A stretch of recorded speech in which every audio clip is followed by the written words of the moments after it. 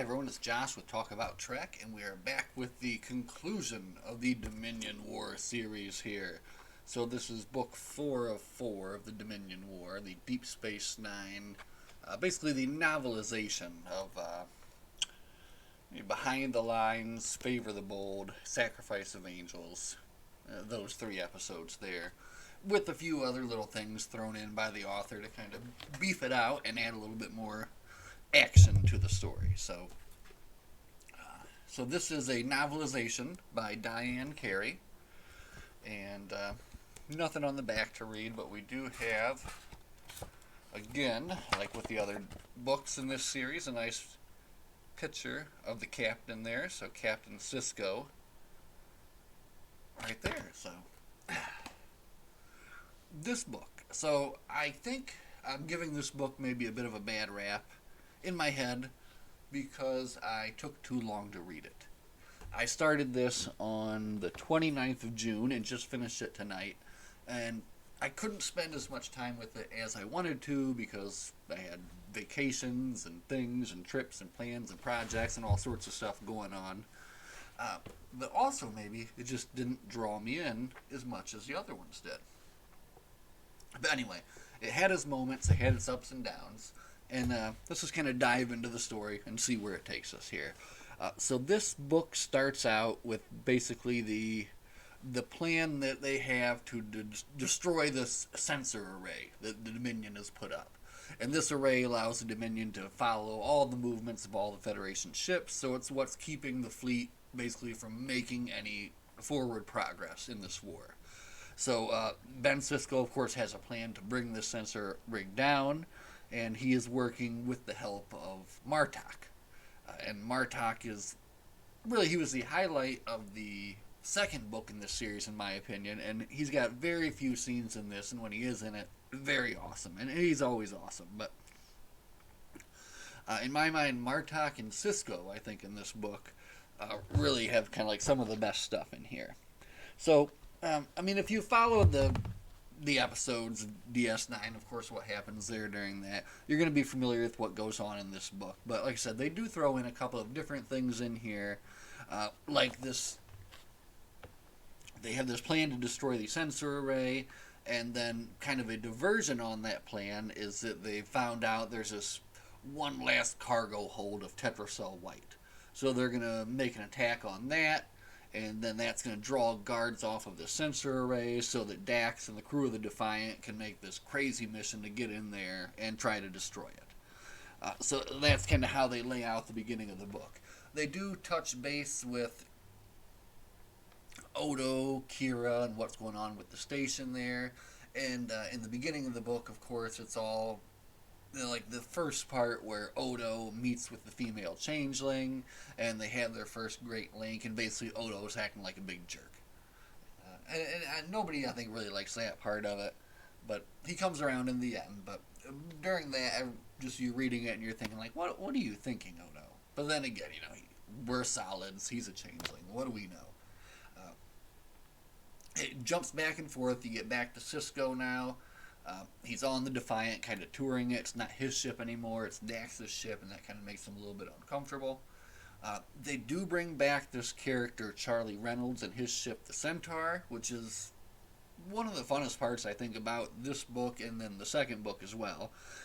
This character and his crew are very cool. All the scenes, like the action scenes that they write, where like they're talking to each other on the bridge, just very well done. So I think that's a real plus for this book. So the book follows along the course with everything that happens. They discover that Rom is the one that's kind of has the information about bringing down the minefield, so they capture him. They're going to sentence him to death.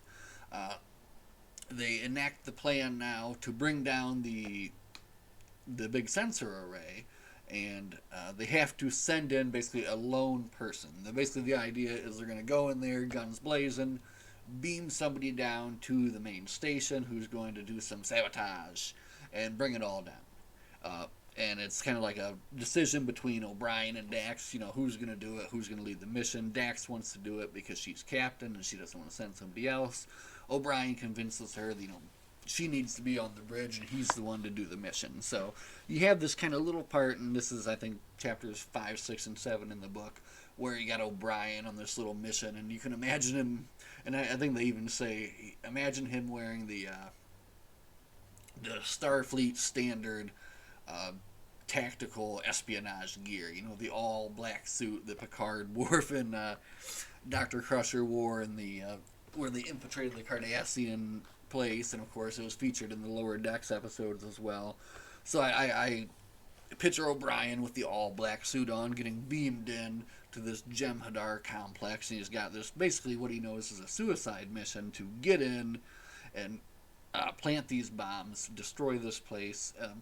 He's also, there's this kind of like additional trick he's got to do. He can't just blow it up. He's got to send a signal first, then blow it up. So it's kind of a two-part plan.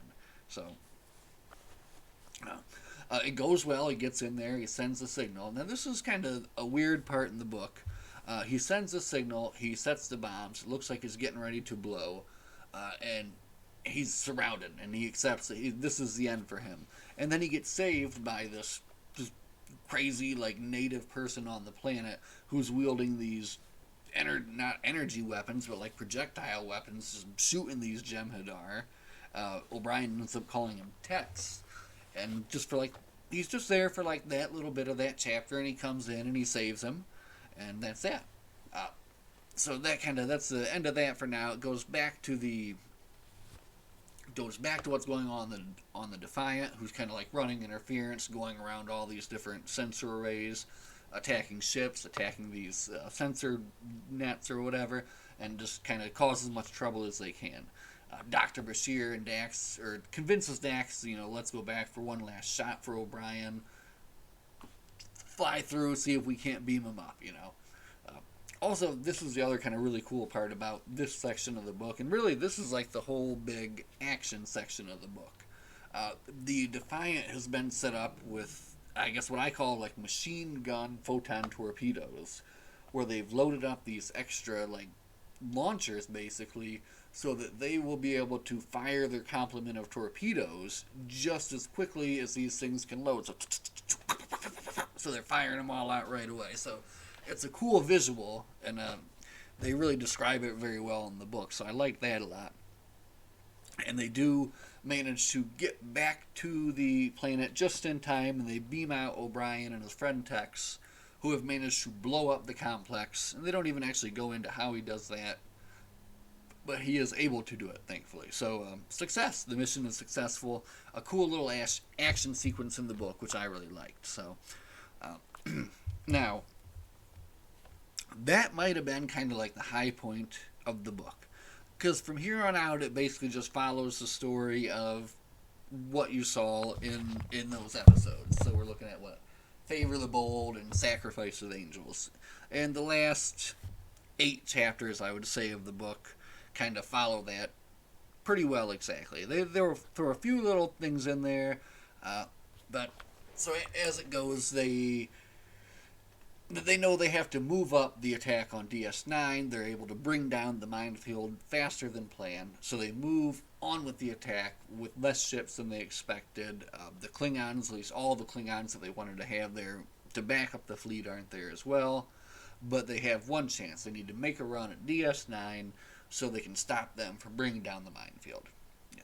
So that's what they do, and they're able to punch through the middle of the lines. Basically, the only ship that makes it through is the Defiant.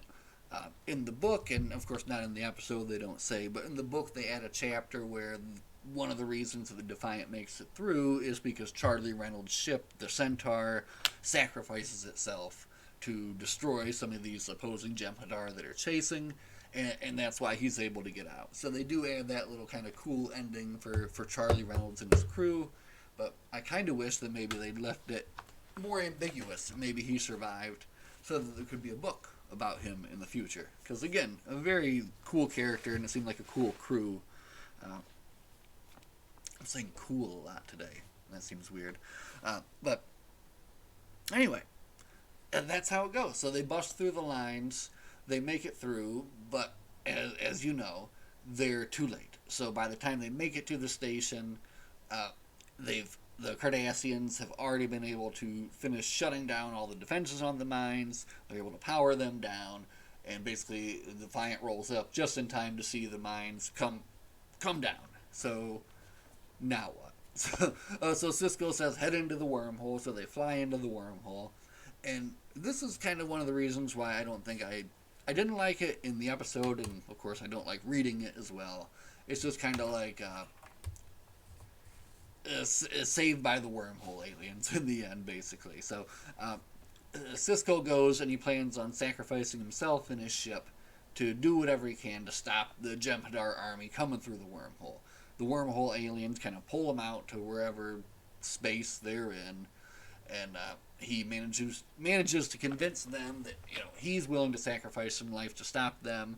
So if they don't want him to do this, and they don't, they need to interfere and do something, and that's what they do. So they're the big conclusion of this epic couple of episodes here in this book, of course, is they just all get faded out of existence and go away, and that's it. And then the Defiant turns around and goes home. Of course, you do get now. I guess what this book does do well is it gives you kind of this look inside of Dukat's head as he goes through what he goes through in those episodes, and especially when everything happens with Ziyal at the end. So that's very well done, and I'll say that they did do that very well. But again, just the end of the book, it follows the show very well, but that's what you're going to get with a novelization. It's nice to have the inside looks at what Sisko is thinking, what Dukat is thinking, and all that. But again, for me, I guess I would have liked to see more outside of what was on the show. It did follow it very well, and I feel that the second novelization that I read, it actually did follow. It actually did do more outside of what was on the show. But with this one, not so much. And that really brings it to an end. So at the end, basically, once the Dominion sees that their backup is gone, they're not on this end of the wormhole, they're not on that end of the wormhole, they're just gone somewhere. Once they see that, Weyoun is basically like, well, time to pack. And that's actually pretty funny. I liked it in the show and the book as well. And they just kind of they just kind of dip out of there and they're gone. And then, of course, that's when Dukat and Damar and all that goes down with Ziyal and all that bad business. And then the Federation just comes in and retakes the station. So that's it. They come in and they get it. So Martok owes Sisko a barrel of blood wine, and they're going to drink that together later. And Dukat is lost inside of his mind, basically. All in all, the Dominion War series was fun. This was a worthwhile read. What it was altogether is you had 2 TNG books, which were totally unrelated to the Dominion War as it was on TV, but were fun altogether. And then you had these 2 novelizations, the first of which I really think did a better job than this one. But altogether, it told a really fun story, and it was a really worthwhile read. So, but I'm excited to move on to something different, and excited to say that we're going to go back in time a little bit with this next one. And we're going to be reading The Price of the Phoenix, which is actually billed here on the book as a new Star Trek experience.